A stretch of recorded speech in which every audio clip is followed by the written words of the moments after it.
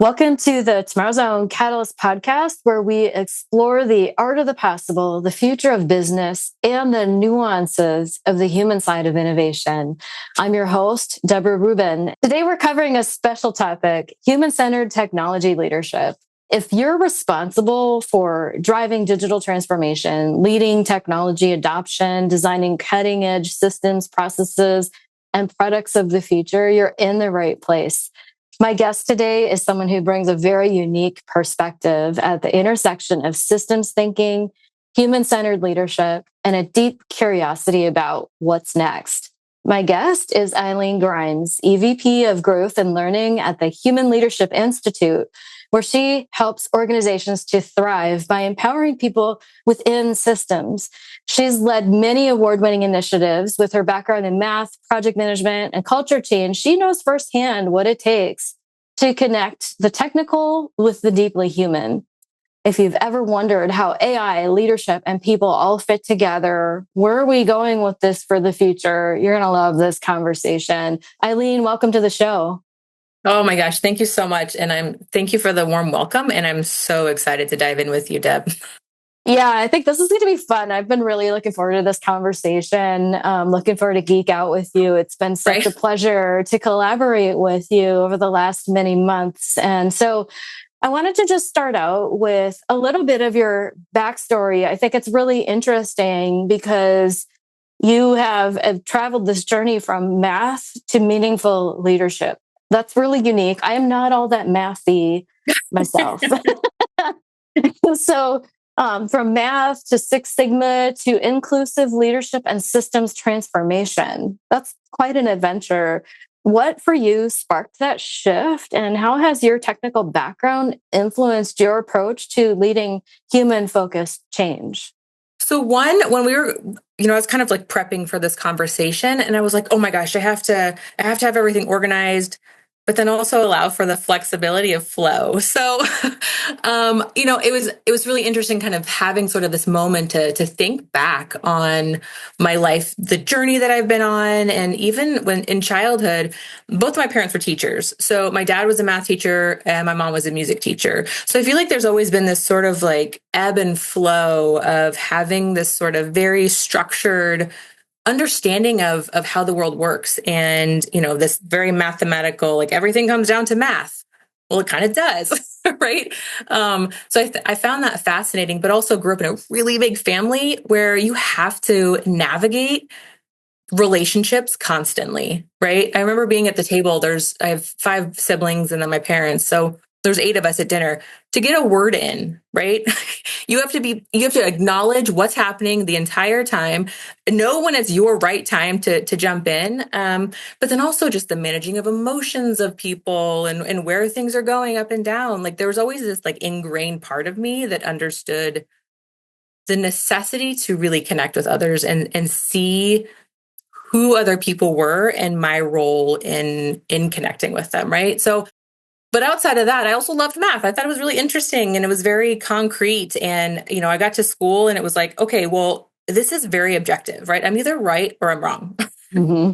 And there was no emotion that went into it. It was like, well, I did this wrong. Obviously, this is wrong. So now if I make this correction, then it's exactly the right answer. So, for me, it was such a helpful place to be like, I know exactly how to improve on this because I did one piece wrong and I know what to do next. And so that led me into college, and it was for me a way to pull out some of the really empathetic parts of me that would get overwhelmed and managing emotions and supporting others and stuff like that were certainly a gift that I had, but it was also like, oh, okay, here's a break. Right. But then I loved it, and it was great, but I also saw a lot of other people that were a lot like me, but then might not have had the skill sets to be able to connect with others. But anyway, on my journey, I became a math teacher, and that was actually one of my first real steps into saying, okay, theory is not the same as practice. Yeah. Like I can teach math, but I'm not just teaching math, I'm teaching students. That's completely different from just understanding theories in math. like teaching to a student really means understanding who they are.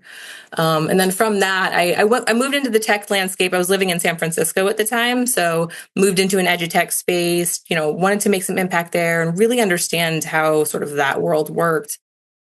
And then from that, I met some other really amazing people and dove into, even during that time, moved into learning about, what it means to really build inclusive cultures, working with the Girl Geek organization.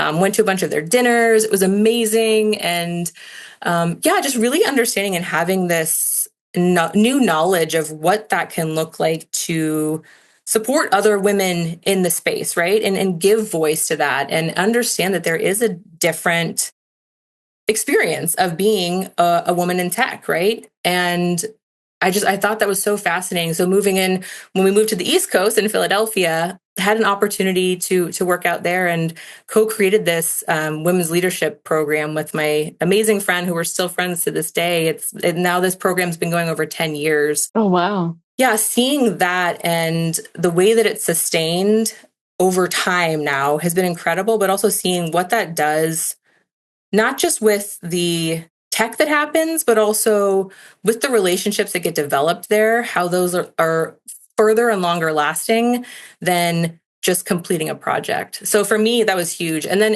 2020 hit and I did a whole eulogy writing, but that's like a whole other story where I was like, what am I meant to do here on this earth?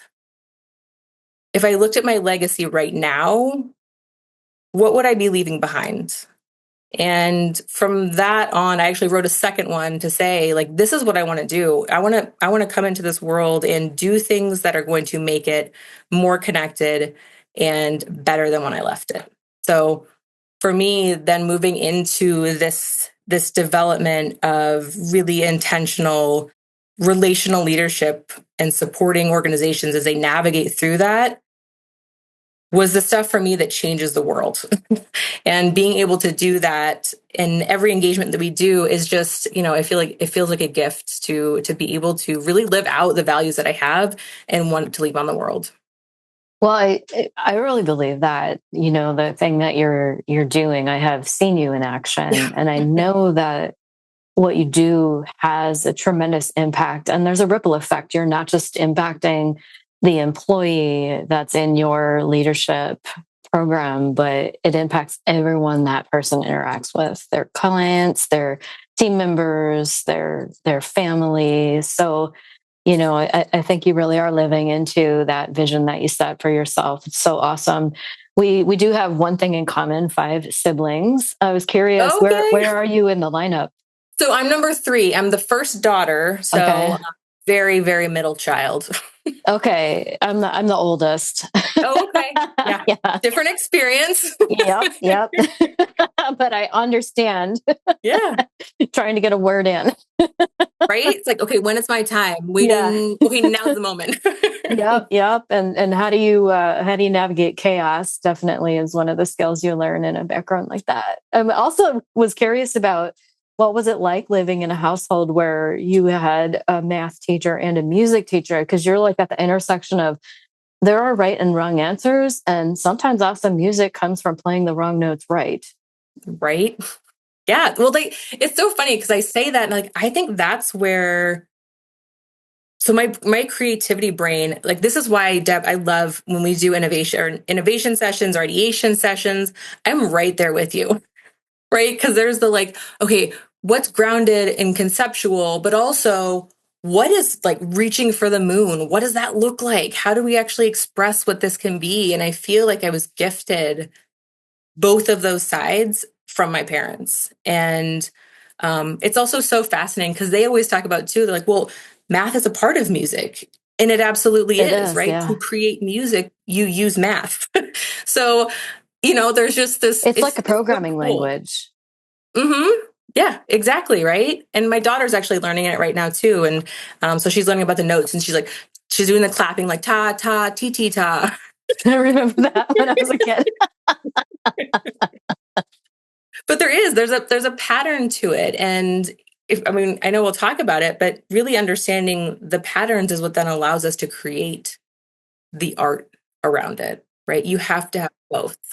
Yeah, and I think that's so important. And it's so easy to forget when you're all wrapped up and you're in the weeds of the technicalities of a thing. And we see that even on, projects that we're working on, as we've been collaborating, it's been really fun to get all brain on fire on what are the innovative possibilities. But then we always need to come back to now. And even though we can see amazing things for the future, what is it that we have to do today to make that future real? And one of the things that we're finding is you said something a few weeks ago that's really sparked my attention, because we're working with some people that are more on the technical side of things and helping them to better engage with their clients and with each other. And that really takes a different type of thinking, but you actually were able to connect the dots in a really interesting way. And I hadn't heard it put that way before.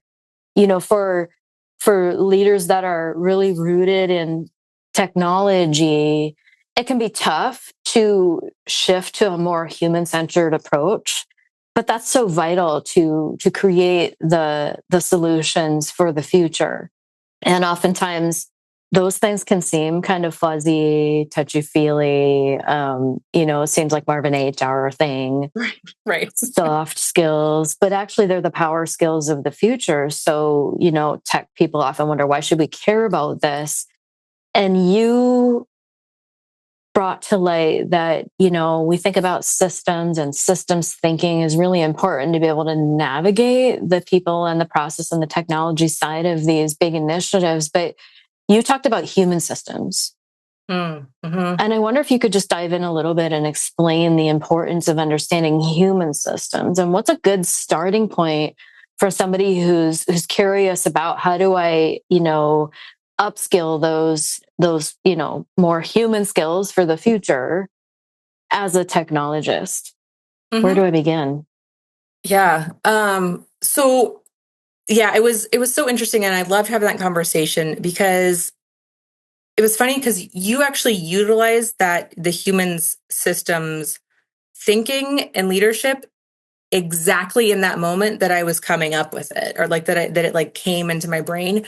I remember because I remember that there was a conversation that was happening, right? And I remember the two of you or the three of you were kind of like, oh, here's this and this and this. And I was sitting there with my Zoom thinking face on, in very deep thought around this, right? And so the beauty is we can also see this virtually as well as in person. So it's really, really cool in that sense. But I remember you stopping and looking and saying, Eileen, I don't know what you're thinking about right now, but it looks like you're really deep in thought.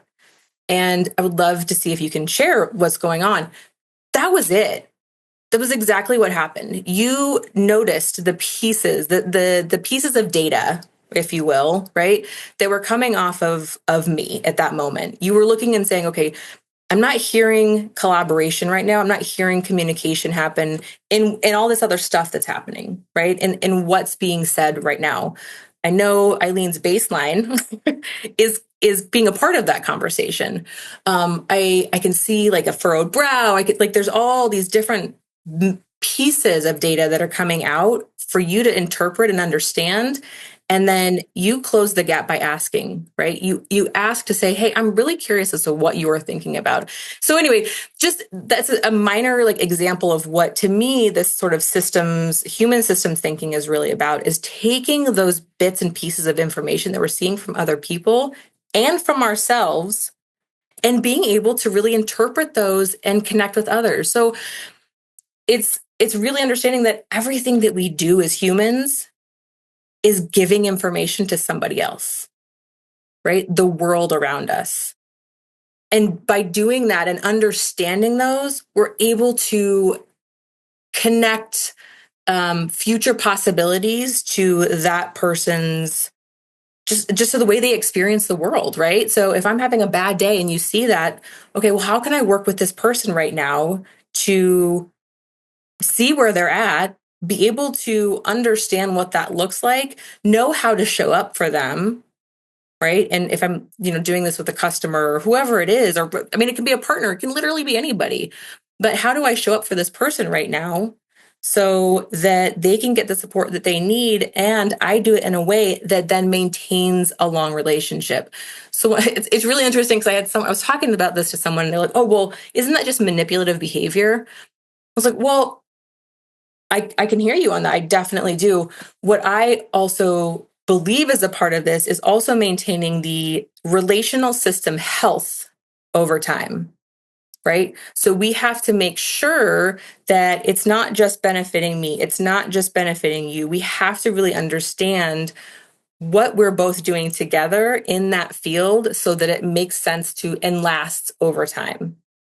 Right. It's something that's sustainable. It's a relationship that continues to build depth. And I mean, look, if you maintain technical systems, you already have this mindset, right? You just have to expand what your definition of data is to include, we have, physiological data that comes out. We have relational health data that comes out. We have emotional data that comes into the picture when we're having these conversations. So if you can troubleshoot a server crash, you can troubleshoot a trust breakdown. You just have to look for different signals. I think that was such an amazing point of connection, though, because if you're super technical, you're not inclined to think that way automatically. But Sure. these, I've been asked to review successes and failures in complex system initiatives, and they all rise and fall on this human side innovation. Yeah. I'm witnessing one happening right now. There are no major technical issues. It's all down to the human side right now. Whether they succeed or fail, it's all about how well that team works together to get to the finish. All of the next bits are clearly laid out. Everything they need is in place from a technology standpoint. And, this piece is often missing. So I thought it was just so beautiful the way that you related that. In another area that's really captured everyone's attention is AI. And I think this is another one of those areas where we're starting to question what is our role as humans and what are the future possibilities. And I think this is an area where there's a lot of opportunity for us to really understand human systems as we're learning about this rapidly developing and continually changing world of intelligent automation and artificial intelligence technologies. So when you think about the intersection of AI and humans and what's possible and what's next, what are some ideas or insights that you're really geeking out on right now? So many. Yeah. I'm digging in your brain today. Oh my gosh, it totally is. Pull it out. I want to see what's happening. Yeah. I am all aboard working with AI, right? I think that as we've talked about it, I definitely neurodivergent, and I love partnering with AI because it allows me to explore and expand and think about things in a different way and keep going especially when ideation stuff. It's like, oh, what about this? And what about this? And how do I do this? How do I add this? So, I'm certainly not taking any of this from the perspective of, AI is bad. I don't want to use it. I'm never going to use it. I think it's how we learn how to use it, and then really what it is that humans are meant to do alongside that. And for me, so much of that is meaning and direction. And we can automate a lot. So I actually also worked in the quality assurance side, right? So what is the role of someone in quality assurance once you've developed an automation, an automated regression suite? What is it? What happens when you're able to do performance testing, on these really large, complex systems?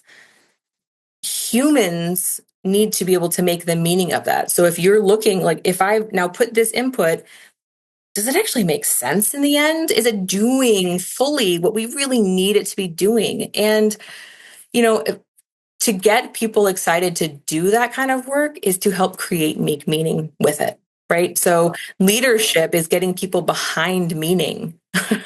And really, it's that meaning and purpose that if we don't have those in our lives anymore,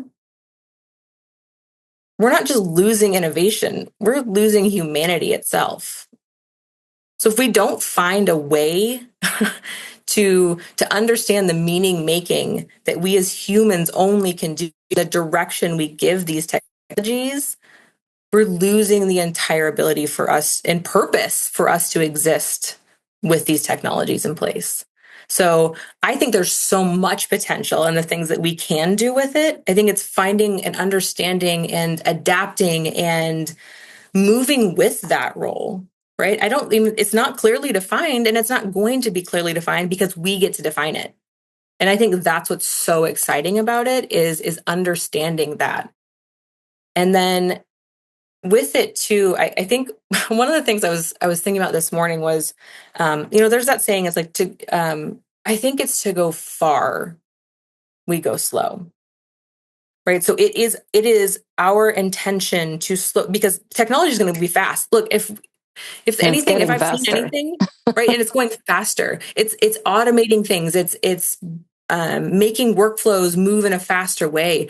If we don't slow down to say and understand that that's even the right direction that we want to go, then it's running us more than we're actually directing.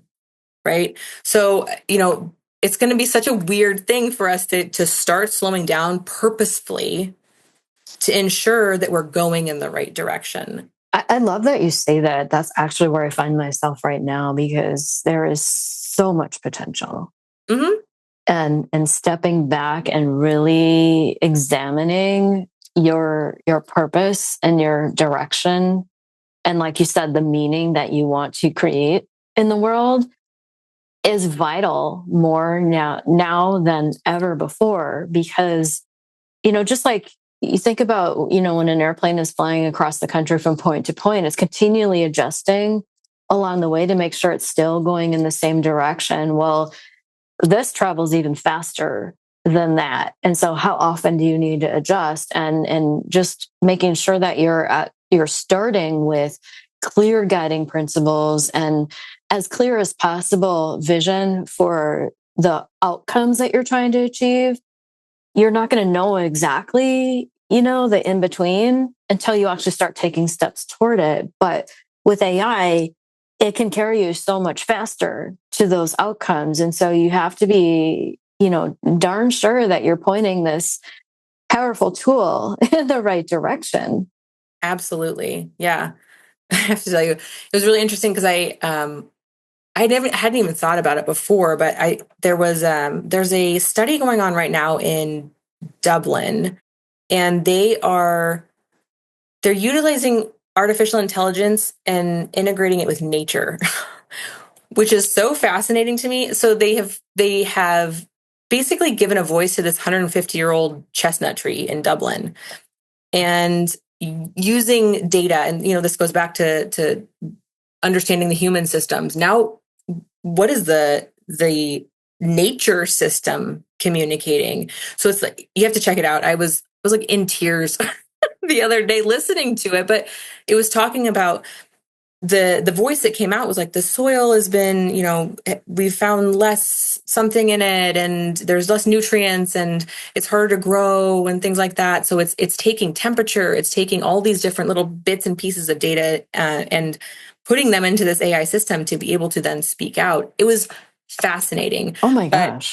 I gotta check. Can you share the link? I yes, really absolutely. want to check that out. That's geekalicious. That's data interpretation on a whole other level. Yeah.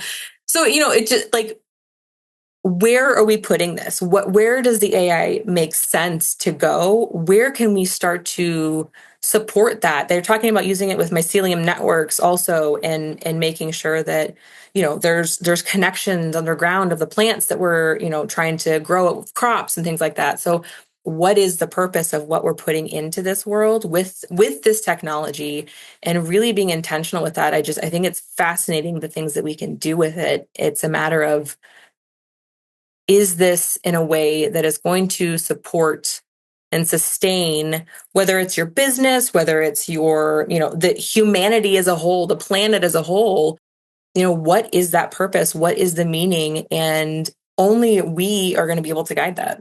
Yeah. Well, I think a big part of that, if we get back to what this means for organizations, if you think about how organizations currently define success or measure success, it's all sorts of different metrics, but in an AI powered world, do we need to reimagine what success looks like? Yeah. I mean, look, if at the end of the day, if I could have one success metric for my life, it would be, have I made this world better for myself and others and my children, right? But when we're looking at this, when we look at KPIs, I've been certainly developing KPIs over time, and so much of them are rooted in the industrial revolution. Did we make X and X cogs? Did this come out this way, right? Versus this innovation and systems approach to future thinking, right? It's not just the now. It's how are we preparing ourselves for the future? How are we actually implementing and thinking about things in a way that isn't just sustaining today, it's thinking about tomorrow. And I think that's, it was really interesting working in a Japanese company, because the way that they approached strategy was really about not just how do we make it through the next year, not how do we make it for the next 5 years or even decades. It's about centuries. How do we have a forward thinking approach to making this last through centuries? And I thought that was so amazing. And so understanding the measurement of that, what is sustainability? How do we do that for all these different factors? I think that is what we have to start really understanding, because we're going to be able to automate everything else. All the other pieces, the cogs, the bits and pieces that come out, those are going to come out. So what does it really mean in terms of what we're inputting into the world and the direction that we want to go as an organization? What does that really mean? What does that look like? How do we measure that? And I think that's the next version of what it means to understand what we do and measure our success in the world. So do you have examples of new types of KPIs that organizations should consider to keep tabs on whether they're going in the right direction with this? I mean, yeah. So, I think some of that is really looking at, and we talk about this a lot, right? It's meeting an organization where they are. So some organizations, like, do you even have time for innovation, right? If you're firefighting 100% of the time, I can guarantee you're not doing anything in the space of innovation. That's a big one we look at. Right? Yeah. So are you making time you for have this? Space? Right. Do you have space, and are you making time for innovation? Maybe that's just continuous improvement to start, right? So that can be retrospective. That can That's be on the spectrum of innovation. It is. Absolutely. So I think some people have this idea that innovation has to only be, making rockets and going to space, right? But that's not really what innovation is, right? There are pieces of that are there, but it's really understanding what your business is, where you are in your life, and taking incremental opportunities to improve that and push it in a direction that is where it wants to be in the future. So for me, yeah, it's looking at how do we even incorporate innovation time in our daily routine. One that I look at is, how often are you getting together with your team and just casually scanning trends? Totally. What are you seeing, and sharing peer to peer? It's something I've been doing with my team now for almost a year and a half. We get together every month, and we've been tracking for every month. What are you seeing across societal, technological environment, economic, political?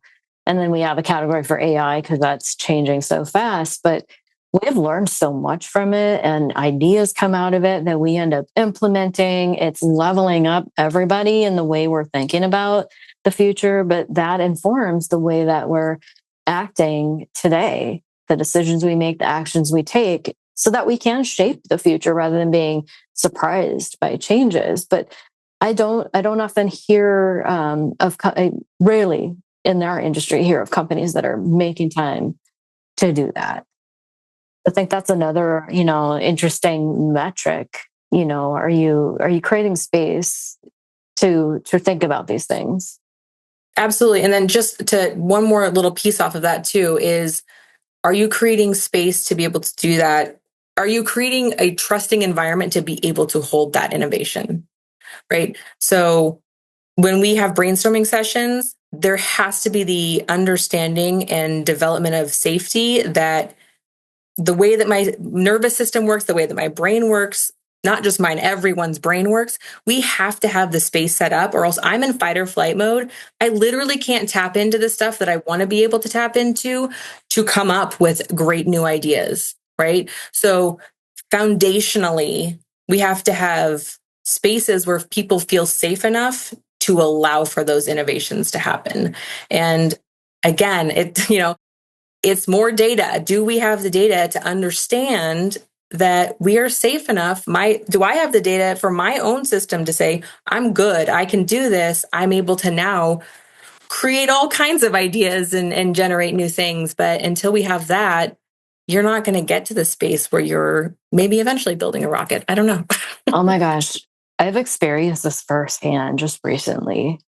I ended a client relationship.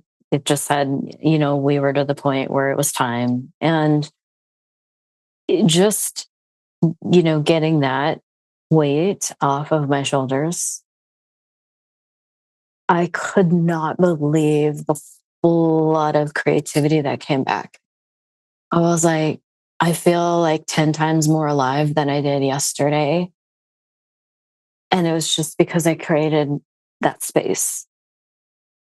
And there really is something that happens in your brain when you know that you're safe to explore and create and just kind of get into that zone, and I think that's the thing that teams may not understand just how important it is to create that space to enable people to get into creativity. A lot of times I see leaders go be creative, bring us Right. innovative ideas. Right. And then they come to me and say, why aren't they thinking beyond what they've always done? Like, well, part of it is the ingredients. We don't have the right ingredients. We don't have enough time or trust, but also have you given them space to explore beyond the boundaries of the four walls of your company?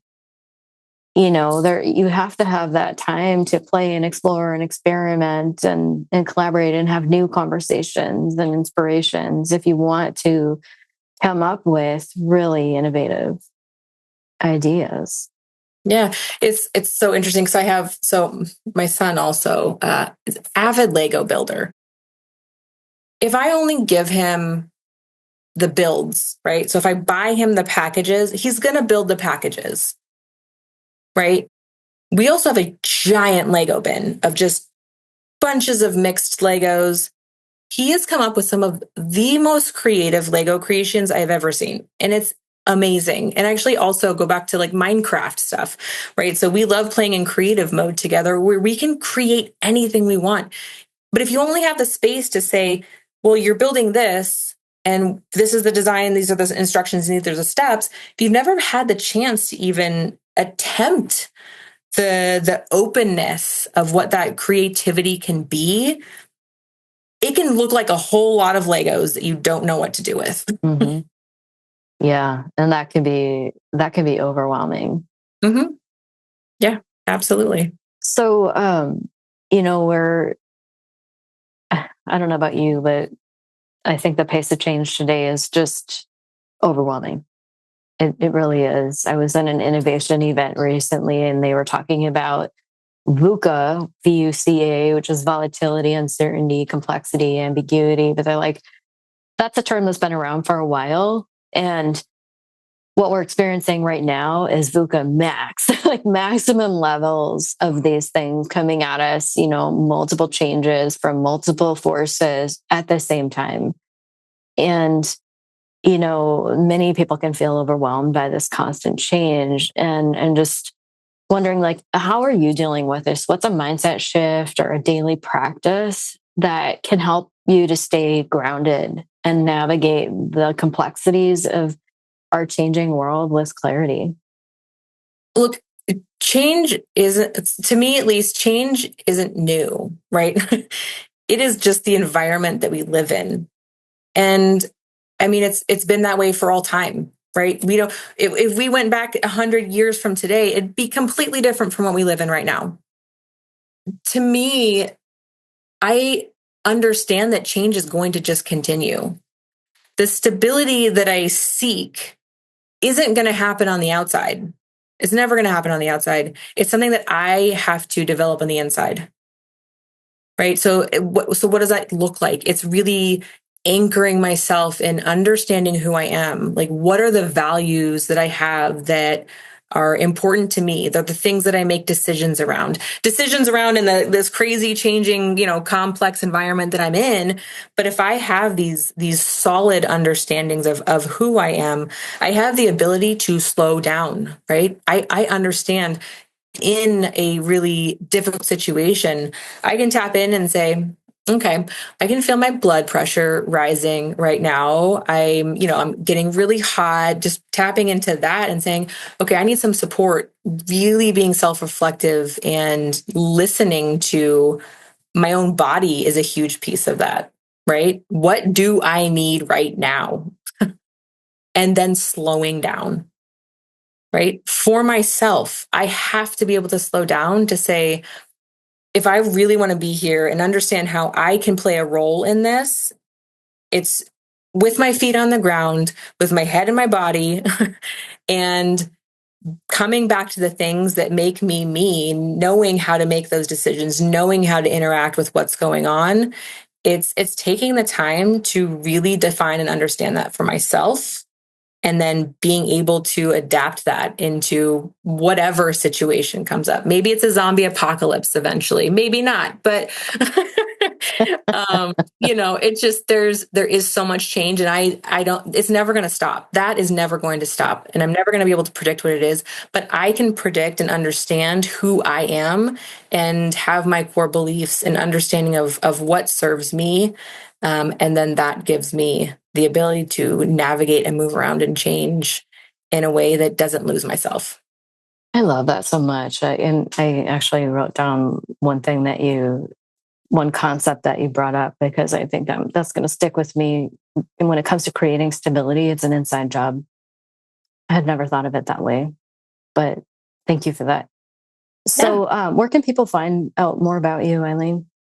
Yeah, so I am over at the Human Leadership Institute. So you can take a look at all the work we do there with Brave Leadership. And, it's so much fun to be able to work in that space, to really bring these human first concepts into organization that are things that are really changing the way people and organizations lead. So come over, check me out on LinkedIn, connect. I'm in that space. I also have a podcast called From Here to Hope that I have started recently. Yeah. That's talking about the being present, understanding who we are, where we are, right? The defining of the inside job. And then figuring out how to lead forward from there. Awesome. And knowing that, hope is a direction, not a destination. And well, it's something that we all need more of these days. Yeah, definitely. Yeah, I'm looking forward to checking out your podcast. Yeah. So one last question for you, Eileen, and we ask this of all of our guests. What is one thing that leaders can do today to shape a more awesome future? It's really understanding that as a leader,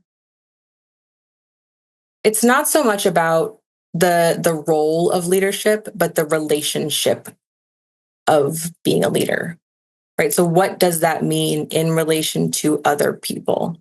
How do I serve? How do I inspire? What does it look like to really guide people in a way that provides purpose, meaning, and connection in their lives, my lives, and how do we create a better future for all of us now? I love that so much. Eileen, thank you so much for sharing your insights with us today. It's been a pleasure. I've truly been looking forward to this since you brought it up, and have always really enjoyed working with you. And I knew this was going to be just as much fun as it was. So I want to thank you for having me on and being able to be a guest. So you're welcome. Really appreciate it. It's been a blast working with you too.